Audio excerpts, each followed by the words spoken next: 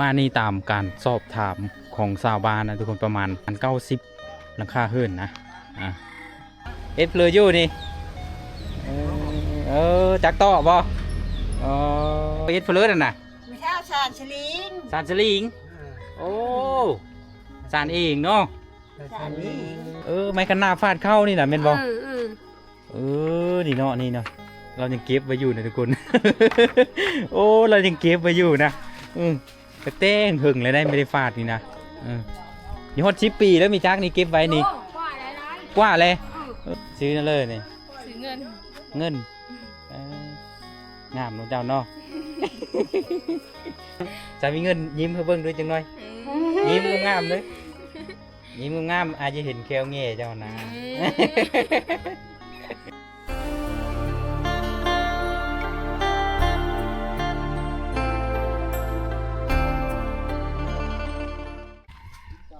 สบายดีนะทุกคน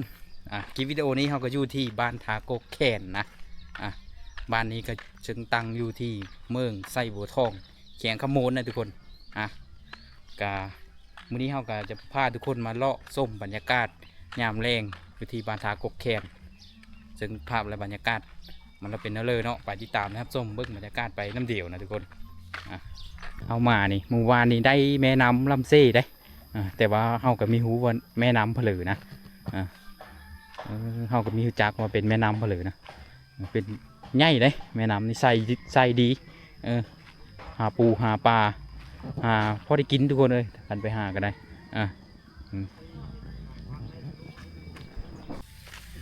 หมู่บ้านนี่ก็เป็นหมู่บ้านเก่าแก่นะทุกคนนะหมู่บ้านดึกดำบรรพ์ผู้คนก็มีจะเห็นอยู่เฮินอยู่ซ่านไปเลยนะแต่ว่าเขากับยังมีหูว่าบ้านนี้มันจังราคาเฮินนะสบายดีเอ็ดเพลอยู่นี่เอ็ดเพลอยู่นี่จักต่อบ่อยู่เฮินเนาะยังไม่ดำหายดำหน้าเนาะดำรุ่นไม่ได้ฝน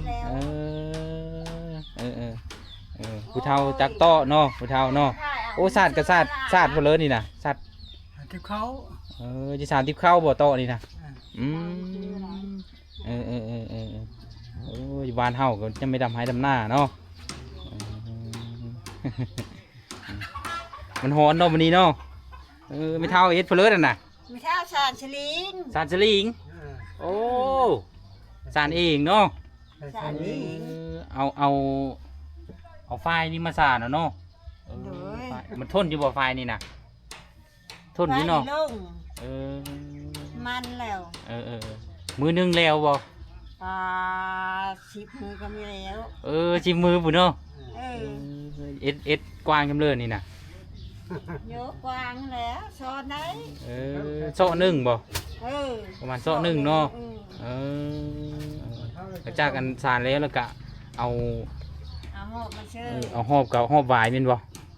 เอาวายดินบ่หอบมันนะคือวายดินก็ได้เนาะเอาวายก็ได้เนาะเอาไป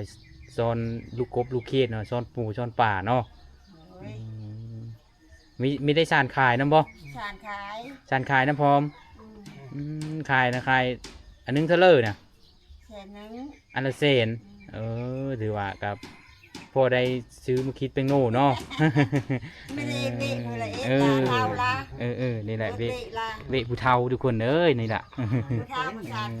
ผู้เฒ่าก็30เข้าเนาะ50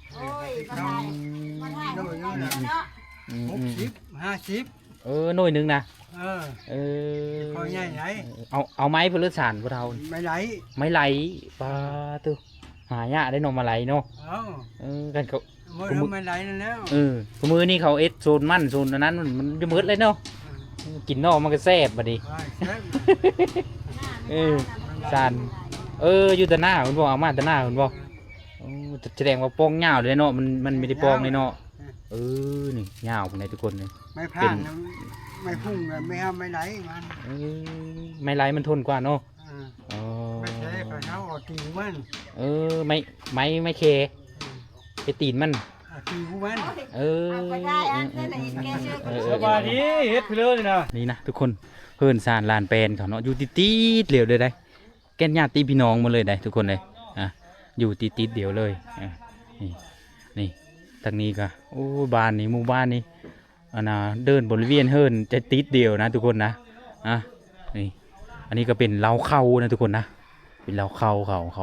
เล้าเข้านี่ก็เอสแบบบูฮานเลยทุกคนเอสแบบประตูสไลด์ประตูย่อเอา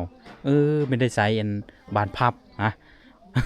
ประตูสไลด์ทุกคนนะโซนพักโซนโคโอ้อันนี้เป็นเฮ่อเลยเป็นเฮ่อเก่าเฮ่อมันแต่เก่าอะนะเอามาอีกห้างพักทุกคนพี่ปุยาวเยียดเลยผักโบเต็มเลยทุกคนเลยนี่โตพี่คุจิเคอร์ก็ได้นะผักเน่าก็ได้นะผักกิเลสก็ได้ถือว่าคักนะทุกคนนะบ้านปะเทาไม่เทานี่เนาะบ้านได้เฉลยดิขี้เป็นหน้าบุขี้จิบกล้ามจะเป็นมัดพี่น้องไอ้เราขี้มาขี้แข็งแห้งนะพี่น้องออกกำลังกายเราได้ทุกชิ้นชวนเป็นการออกกำลังกายอีกอย่างหนึ่งนะทุกคนนะกิวทีบก็ได้หมู่บ้านนี้เป็นหมู่บ้านที่เงียบสงบนะทุกคนนะแม่น้ำนี่ก็น่าจะได้ป่าน่าจะหลายนะทุกคนแม่น้ำนี่จักแม่น้ำเผลอนะเขาก็มีหูจักเนาะเรามีหูจักว่าเป็นแม่น้ำเผลอนะกองฟืนเขาหุ่นมานะไว้นะทุกคนเขาเอามาตะไคร้บุ่นแหละมาตะไคร้มาตะโฮมาตะโซนหุ่นมาไว้อยู่กองตีลางนี่เลยนะทุกคนนะหมู่บ้านนี้ตามการสอบถามของชาวบ้านนะทุกคนประมาณ90หลังคาเฮือนนะก็จะมีกว้างไปเลยนะทุกคนนะหลังเฮือนนี่อยู่ตีเดียวเลยเฮือนผสมประสานเนาะเฮือนพ่อผู้ไทยเฮาพ่อผู้ไทยเป็นคนขยันนะทุกคนกะทั้งผสมประสานทั้งเฮือนฟ้าแน่เฮือนแปลนในเฮือนปูนแน่ได้ครบหมดนะเฮือนจานลานแปลนทุกคนแต่ละหลังคาเฮือนจะได้รถไถหน้าจอดคู่หลังคาไงเพราะว่าเขาเอ็ดไฮเอ็ดหน้าพ่อผู้ไทยเฮานะไฮหน้ากว้างขวางเลยทุกคน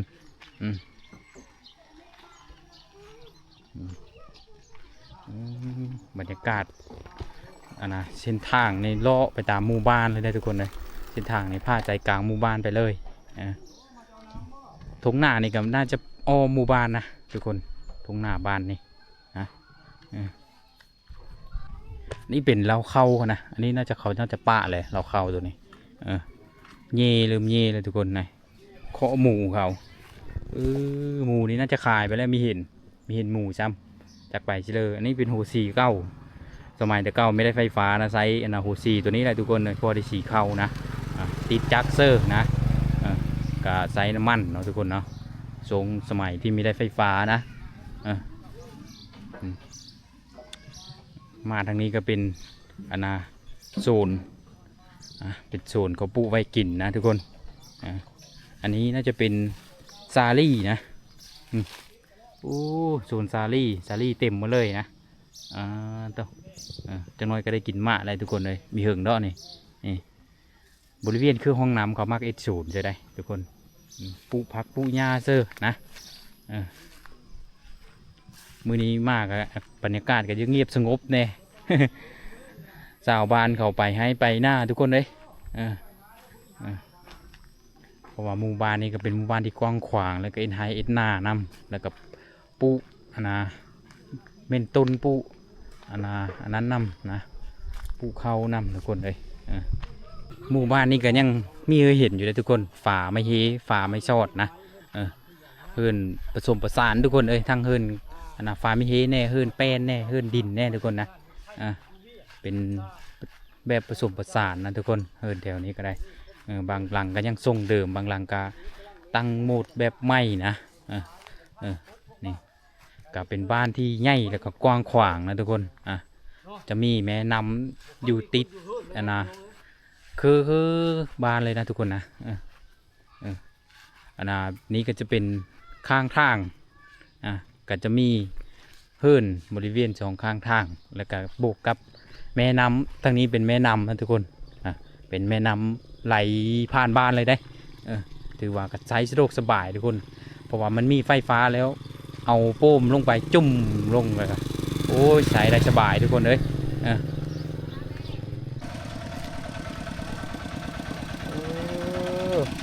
รถไถหน้าทุกคนไปให้ไปหน้าแล้วนี่โอ้ไปชิเลอร์นี่มานี่บอกโอ้จะมาไปชิเลอร์โอ้ซัมโตกับครับเป็นเฉยเนาะรถไถเนาะ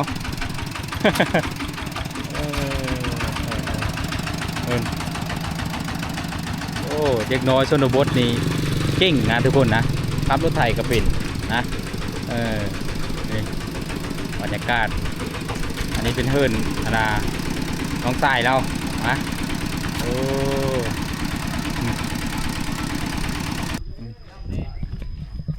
โอ้สบายดีไม่เท่าเอ็ดเพลอยู่นี่เกลือเป็ดตาตุ๊เป็ดเจ้ามืดบ่นี่นะหลายทีเนาะยูทูบก็ได้อันนี้รุ่นน้อยเนาะนี่เนาะรุ่นใหญ่รุ่นน้อยไปยูโคนะเกิดคู่มือได้เนาะมาเลาะแต่บ้านเฮานี่แหละเป็ดลายเนาะเลี้ยงไว้ขายบ่ไว้หากินลงไหลงหน้ากันพอเขาได้ลูกหลานกินเนาะแข็งแห้งเนาะไม่เท่าจะปีเลย70ยังแข็งแห้งอยู่เนาะเรากำลังเกิดเป็ดอยู่นะทุกคนนะเกิดเป็ดเกิดไก่ยำเล็กๆนะทุกคนเป็ดกับแก้นเป็ดปากเป็ดกึเป็นบ่เป็ดกึเนาะเป็ดกึมืดนะทุกคนนะรุ่นน้อยรุ่นใหญ่ได้เขามืดนะทุกคนวัวตะเก้านะฟูดแบะฟูดเนาะยังเห็นอยู่สะตามเขากันเนาะนะเขาโลอยู่ซกกับยูฮันเนาะเก็บไว้อยู่เนาะเอาไว้ตำข้าวเมาบ่ไม้ขนาบชิเลิกไม้ขนาบนะโอ้ยังเก็บไว้ได้ดีเนาะไม่เท่านะเก็บไว้เบิ่งบ่ไม้ขนาบฟาดเข้านี่นะเม่นบ่นี่เนาะเรายังเก็บไว้อยู่นะทุกคน โอ้เรายังเก็บไว้อยู่นะกระเต้งหึงเลยได้ไม่ได้ฟาดนี่นะนี่ฮอต10 ปีแล้วมีจักนี่เก็บไว้นี่กว่าเลยลูกหลานจะทีมกับเมียทีมเลยเนาะ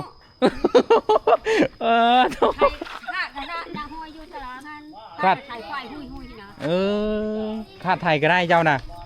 โอ้เนาะขายก็มีขายอีกหมูหยาตาได้ตะเก้าหมูหยาตาได้เนาะเอาไว้เบิ้งเนาะกันเท่าไปแล้วเจอลูกหลานเยอะนั่นเลยก็เลยเนาะเนาะเขาลูกหลานเบิ้งเนาะสมัยเฮาไทยหน้ามันทุกจำเลยเนาะควายไถคู่มือนี่เสือรถตึ๊ดแล้วเนาะปั่นกับรถอีโอ้ยเขาไหวเนาะคู่มือนี่เนาะหน้าเกี่ยวข้าวกับชี้มือกันหลายคนกันแล้วปุ๊ดโหลดปั่นกับมือเดียวเท่านั้นขึ้นเหลาพร้อมเนาะอาวุธหาป่าทุกคนปลาตกเล่นชาบลาบอยู่ได้คู่คนเลยลูกหลานได้คู่คนเลยนะตีแก่นคันมันจะลุงทั้งหมดตัวยามฝนตกนี่ลุยเลยแล้วทุกคนเลยอาวุธหาป่านี่เล่นชาบลาบเลยเต็มตีลางเลยตีลางเฮินเก่านะเฮินไฟอันนี้ก็เป็นกี้เป็นกี้บอลตำหุนะทุกคนขาดนะทุกคนนะขาดแต่เก่าสมัยแต่เก่านะทุกคนโชงสมัยแต่ไทยควายใช้ควายไทยหน้านะทุกคนนะแม่เท่าเราดังเก็บไว้ได้ดีทุกคนเลยเก็บไว้ให้ลูกให้หลานเบิ้งนะสมัยนั้นมันไทยหน้ามันทุกข์ยากทำเลยเนาะอันนี้บนเขาผู้เชื่อแขนเชื่อควายอะไรทุกคนเลยยังสมบูรณ์ในตัวนี้มันยังเหี่ยวมันยังสมบูรณ์อยู่ได้หางก็อ้อตัวนึงนะมันร้อนอ้อตัวเดียวนึงแต่ว่าท่าเชื่อก็ได้นะนี่เหี่ยวขาดยังสมบูรณ์เลยทุกคนเลยกูมือนี่กับไซส์รถไถไซส์นั้นแล้วก็มีสู้เห็นนะกูมือนี่หาเบิ่งยะทุกคนเลยบางหลังก็ยังมุงโดยแปลนอยู่นะทุกคนหมู่บ้านนี่เบิ่งเนาะ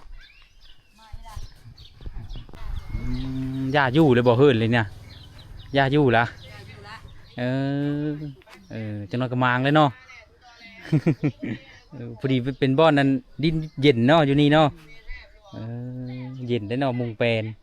มันมีฮ้อนที่มุงสังกะสีได้แกนลูกแกนหลานทั้งหมดพอเต็มตีรางนี่เนาะ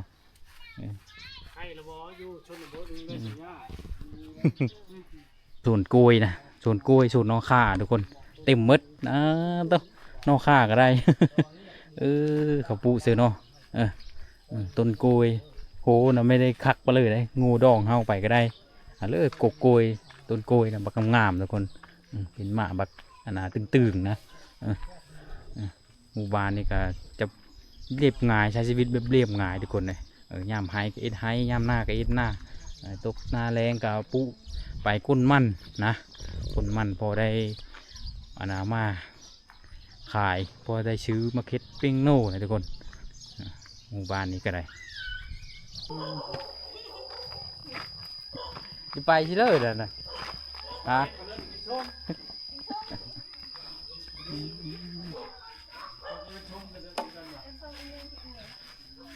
เอ็ดกินไปเลยนี่กินเมงบอกกินส้มกินเมงน้ำหน้าเลยบอก ยัง ยัง เป็นเลิกคือมีเดือดด ไม่ได้น ไม่ ำ ได้ เดือด น้ น้ำอยู่กับเพื่อนเลิกพี่ยังผู้สาวคือพบมาแล้วบางเดือนเลยเนาะ ำคือว่าอยู่กับหมู่หลายๆคนอยู่นี่ พบเพื่อนเลย ำหมู่ไปนะ ไปเลย ไปเลย โอ้ ชื่อเธอเจ้านะผู้สาว ซื้อแป้ง น้องแป้ง สแปง โอ้แป้งเย็นบ่หรือแป้งหอม แป้งหอม แป้งหอมถ้าแป้งเย็นในคอท่าได้หอนอยู่ตอนนี้ อ๋อมาเห็นผู้สาวคนงามชาวพุทธไทยเบิ่งว่างเนี่ยพี่น้องแต่กูเบิ่งว่างเขตชนบทเขตนี้เนาะอืมอืม เป็นนั่นเลิกเขายังพบนะ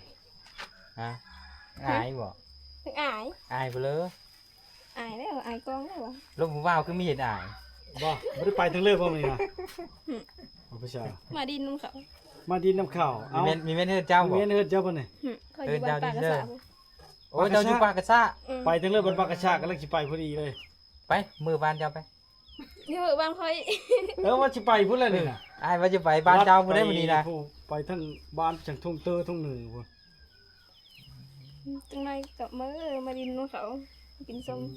มาดีน้ำหมู่บ่ มาดินน้ำ เจ้ามือก่อนที่ค่อยนำบนหลังซั่น เพิ่นอยู่เทเลอร์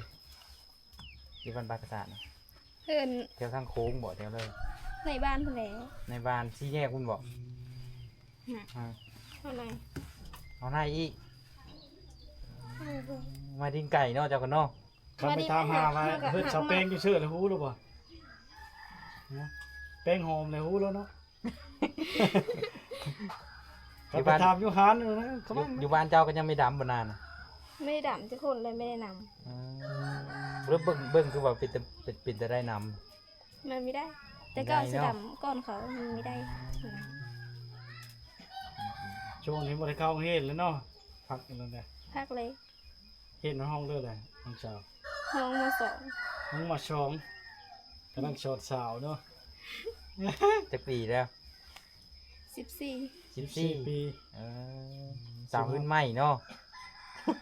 ขึ้นใหม่15ปีสิเข้าเนาะสัญญาณดีบ่น้องสาวบ้านเฮานี่ ดี เอาญาติกองนี่พาเดี๋ยวแลนอยู่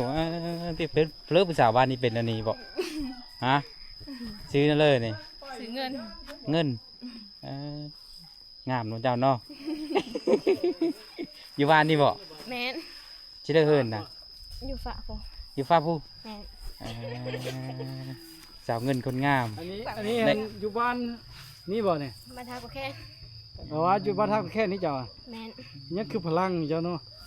บ่มาแต่อเมริกาอันบ่นี่เคินแห้งจะพบออนแต่คน ตาแดดมีฮอนว่าตาแดดนะ พร้อมเลยนะเออ อยู่ผมดีๆก็ว่าตาแดดบัดนี้ บ่พอดีมารบกวนทุกเจ้ากินชมบ่กินเมงบ่นี่บางใด กินอิ่มแอนดินถือ มาดินชื่อเอาเฮิร์นไปเลยจะอยู่หันผู้ชายดอนอยู่บางเลื่อนนี่อยู่น้ำชาวแป้งหอมนี่ จัง เฮินเฮินหลังนั้นนะเฮินสาวไปเลย อันอยู่หันบ่ เออ นี่นะสาวเสื้อสีทะเลเสื้อสี ไปเลยเจ้าของเฮินไปแห้งปุ๊บโอ้ยแล้ว น้ำลังแป้งหอมทุกทอดแป้งชาวแป้งหอมพี่น้อง ตึ๊เนาะเจ้าของเฮินมันไปก้นหมู่เนาะจะได้หมู่เมื่อปะเนาะเห็นบ่สาวแปง แม่น เสียบบ่ ฮ อันนี้ซื้อได้เลยว่ะ ผู้ชาว ซื้อ คือมีเงิน มีเงิน มีเงินแม่น สาวมีเงินอ่า ชาว นะ มี ฮะ เงิน เนาะ ปั่นเฮ้ยเรียกว่าอายกับบ่มีบ่เลยเด้ ไม่ได้เงินเนาะแม่น เงินหลาย ไป บ่ แล้วเพิ่นพี่น้องไปแล้วน่ะ เฮิรนจะชื่อซิเลอร์เฮิรนจันนะ มีทั้งฝากผม พระหามโฮไปพูนบ่ แม่น หลังที่มีต้นไม้บ่ แม่น โยหลังนี้ก็มีนะต้นไม้ มือป้าเราจะรถยนต์มาเฮาพี่มาพี่ซูมาพี่ หมู่อยู่มือป้าเลย อันนี้ชาวเงินบ่ ป้ารถ เออสาม ป้า ชาว รถ มีเงิน เฮาไปแล้ว ของแตงว่ามีแต่ผู้เฮงถึงบ่ได้รายชื่อนี่เนาะเอาไปอยู่นำจะคนนี่เฮงคัก สาวมีเงินยิ้มให้เบิ่งด้วยจังหน่อย ยิ้มงามๆเลยยิ้มงามๆอาจจะเห็นแควแง่เจ้านะอาจเห็นบ้านตาอยู่แม่บๆอยู่ เนาะ สาวได้แควแง่นี่งามเลยกับว่าน่าฮักอีกได้แฟนก็หลาย มีแต่ไปทางเลยบ่มันเนี่ย ไม่ได้ไป เดี๋ยวบอกว่าอ้อหายอ้อหน้าเนาะอีผู้ไอ้เมฆไม่ไปบ่ เขาไม่ได้ไปมื้อนี้ ไม่ได้ไป แม่น มาแต่เช้านี่บ่มาดินเทิมน้ำหมูนี่ ตอนเพลงนี่ แต่เทงนี้ แม่น กินส้มมาเด้อไปเอาที่เด้อมาเด้อนะ ก็ไม่คนแถวของเห็น ทางเฮียนผู้ แม่น เอ่อ มาพี่ผู้ มึงแปลงได้มาไกลมาผู้บ่าวบ่มา มาดินน้ำเขาหาผู้บ่าว มาดิ จะได้ มาดินน้ำหมู มาดินน้ำมู จำนี้บ่ทันมีผู้บ่าวเด้อเนาะ ยังโสด มีโชดอยู่ โสดได้เนาะจำนี้ได้ผู้ว่าเลยสิโอ้ยมันก็ ไม่ได้ผู้จีบเลยเนาะ ไม่ได้ผู้บ่าว ดีแล้วอย่าพาวเอา โสดจะก่อนโสดหลายๆปีก่อนยังเอาแฟนเห็นบ่ดินเฮินพ่อก่อน เอาจริงอายุฮอด35พุ่น เฒ่าแล้ว เอ้ยจะมีเท่าได้ คันไม่ได้แฟนน่ะมีเท่าง่ายได้ แม่ ถ้าได้แฟนน่ะเท่าไวเขาบอก เข้าไปมื้อ หมู่โป๊ะปะมาเลยเนาะ แม่น สิเจ้านักขมังซื่อๆเนาะ ญาติของ โอ้นี่แหละพี่น้องสาวผู้ไทยเมืองวังเนาะเขตนี้ก็ยังเป็นเมืองวังอยู่แต่ว่าอยู่เมืองชัยบัวทองเฮาได้ไปกายมาเที่ยวมาชมได้โอกาสมาชมผู้สาวผู้ไทยมีแต่ผู้งามๆจบๆพี่น้องเชแต่เยอะอายๆกองนิดนึงสิเป็นคืน สาวขึ้นใหม่เนาะ สาวขึ้นน้อย หน้าขาวหน้าใสเบิ่นๆอยู่เพื่อก็ได้ เป็นคนงามๆตรงมืออยู่บ้านเฮาในใช้สัญญาณรักเลย หลัก5กับหลัก9 ใส่ได้เมิดเนาะ แม่น ใครแต่เฮ้อบ่แตกเนาะ บ่ผิว ไม่ได้อาการฮอนได้เนาะฮอนได้ เคยเห็นบ่ช่วยมาเนี่ย ยังไม่เคย ยังไม่เคยเห็นเลยคือ เคยเห็นจะเคย แต่ข้อสัญญาเนี่ยเนาะอยากสิได้เห็นลายเธออยู่เนาะมาแต่เมืองวังเพิ่นถือว่าชุดชุมเมืองวัง โดย เอาแล้วผู้สาวเลย มาจะวิ่ง สาวแป้ง สาวแป้ ห ง อมมีแต่ชื่อเฮงชื่อหวานต้องแถมผู้สาวก็งามสาวผู้ไทยมื้อหน้าสิมาแวะมาหย่ามื้อเด้อ โดย สาวมีเงินสิถามหาแล้วเทินอยู่สิเด้อ